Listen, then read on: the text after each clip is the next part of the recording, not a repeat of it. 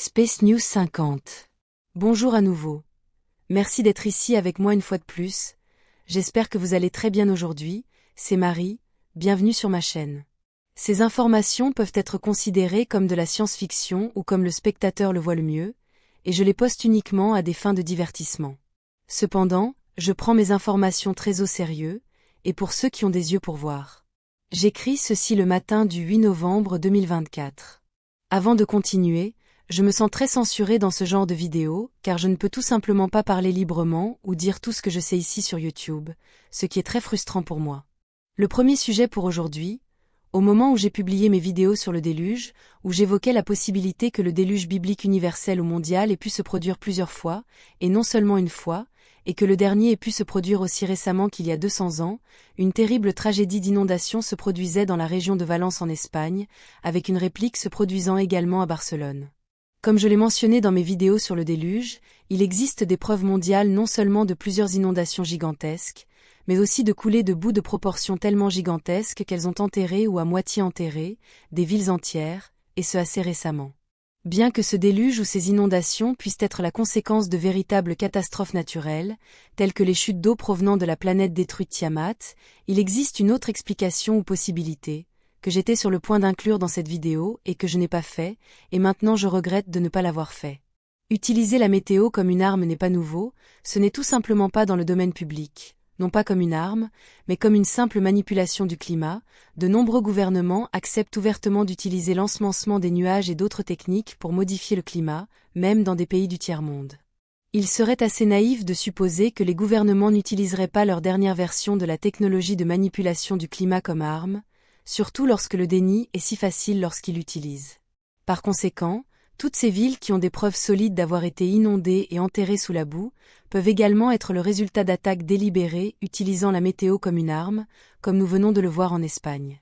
La manipulation artificielle du climat existe sur Terre officiellement depuis au moins la décennie 1930.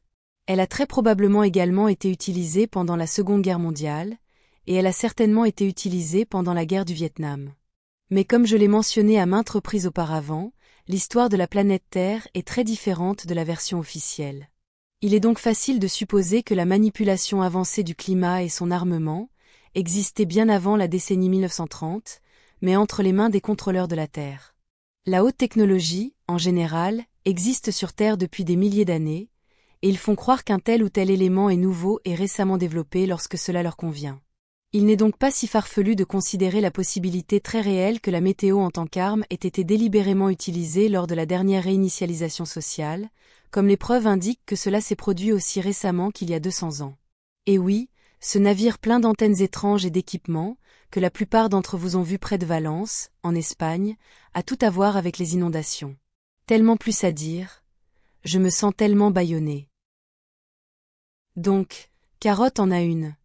Je n'aime pas parler de politique car je la vois très différemment de la majorité de la population humaine, et elle génère beaucoup de passions illogiques avec laquelle je ne veux pas m'embêter. Tout ce que je peux dire, c'est que je le vois comme le moindre de deux mots, mais toujours une simple marionnette membre d'un mécanisme mondial qui contrôle les deux côtés, et ne place l'un contre l'autre que comme un jeu, comme partie de l'expérience humaine, mais tout est contrôlé d'en haut.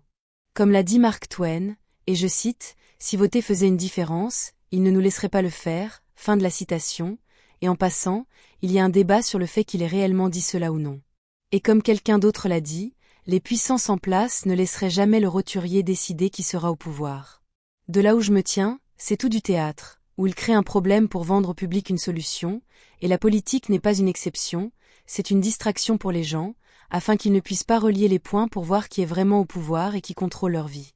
Les contrôleurs de la Terre aiment attaquer les gens par vagues, où ils resserrent le nœud autour du cou des gens pendant quelques années, puis le relâchent pendant quelques années de plus pour leur donner de l'espoir et un faux sentiment de contrôle, pour ensuite le resserrer de nouveau et beaucoup plus à chaque fois, afin que les gens acceptent tous les changements et règles contre eux, qu'ils n'auraient pas acceptés s'ils avaient été faits tous en même temps. Ils utilisent également de vastes tactiques de peur contre les gens, les poussant à revenir à leur réaction primordiale basée sur la survie pure, les éloignant ainsi de l'esprit rationnel, provoquant ainsi une psychose de masse où les foules peuvent faire des choses horribles qu'aucun citoyen normal ne ferait autrement seul.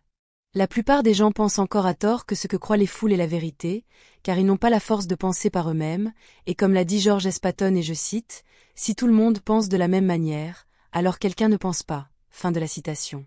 Je dirais plutôt que, si tout le monde pense de la même façon, alors personne ne pense. Je ne suis pas en faveur de quelque politicien terrestre que ce soit, car je suis bien consciente de ce qui se cache derrière chacun d'eux et du jeu malsain de la fédération. Tout ce que je souhaite, c'est qu'au moins quelque chose de bon puisse arriver aux gens. Je vais terminer ce sujet ici.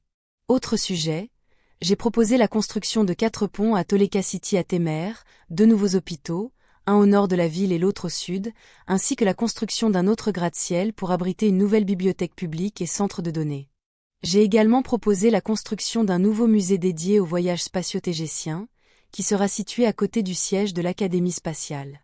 De l'autre côté du bâtiment de l'Académie spatiale, j'ai également proposé la construction d'un nouveau dortoir, d'un bâtiment de loisirs et de restauration pour les cadets de l'espace, comprenant des salles de conférences, des réfectoires et un centre d'activités de loisirs. Toutes ces propositions ont passé l'inspection publique et la population de Toleka City a accepté toutes mes propositions de construction, sauf l'un des ponts. Cela est dû au fait qu'il serait construit sur une zone de mangrove de la rivière, qui est un site de nidification pour les canards pygmées, une espèce très mignonne non trouvée sur Terre. Les adultes de cette espèce deviennent rarement plus gros qu'un petit pigeon. Lorsque j'ai prévu ce pont, tout ce que j'avais pour me guider était des hologrammes hyper précis de la région, ici dans le vaisseau spatial Sadiq Leia, et cette mangrove n'y était pas incluse. Quoi qu'il en soit, je suis tellement heureuse que les Tégétiens puissent être si respectueux de la nature. Quelques commentaires d'autres vidéos, que je ressens le besoin de clarifier, car cela a alimenté des spéculations.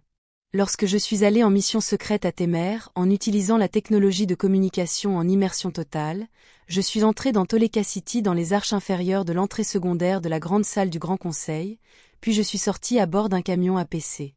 Mes amis m'ont physiquement transportée de la salle d'immersion totale jusqu'au camion, sans que je m'en rende compte, car elles ne savaient pas comment me retirer de l'immersion, et elles ne savaient pas comment me procurer une sortie. La salle d'immersion est assez proche de la section avant du hangar principal, donc c'était assez facile pour elles, pas de mystère ici. La raison pour laquelle j'avais des gardes du corps pendant l'immersion et même un camion APC était uniquement pour des raisons de protocole d'entraînement pour mes 2 amis synonymes et gardes du corps, Cassia et Alia. Je n'avais pas besoin de protection, mais c'était pratique car je ne savais pas comment gérer un grand groupe de personnes autour de moi, et comment me retirer d'eux de manière diplomatique. Je prévois maintenant une 2e incursion secrète à Toleka City, cette fois complètement seule, sans personne d'autre avec moi, et avec un nouveau gadget cette fois, un bloqueur ou suppresseur de fréquence pour que la population tégétienne ne puisse pas me détecter en utilisant la technologie d'immersion avec leurs lunettes spéciales, car c'est ainsi qu'ils ont finalement découvert ma couverture et m'ont trouvé. Cette fois, j'entrerai seule dans un endroit prédéterminé de la ville, et je sortirai de l'expérience d'immersion totale en utilisant le même endroit, contrairement à la première fois où je me suis égarée arbitrairement, ne pensant pas devoir retourner à mon point d'entrée. C'est tout pour aujourd'hui, comme toujours. Merci d'avoir regardé ma vidéo, et d'avoir liké, partagé, et de vous être abonné pour davantage. Cela aide beaucoup cette chaîne à grandir. Et j'espère vous voir ici la prochaine fois. Avec beaucoup d'amour et d'appréciation, votre amie, Marie Soie.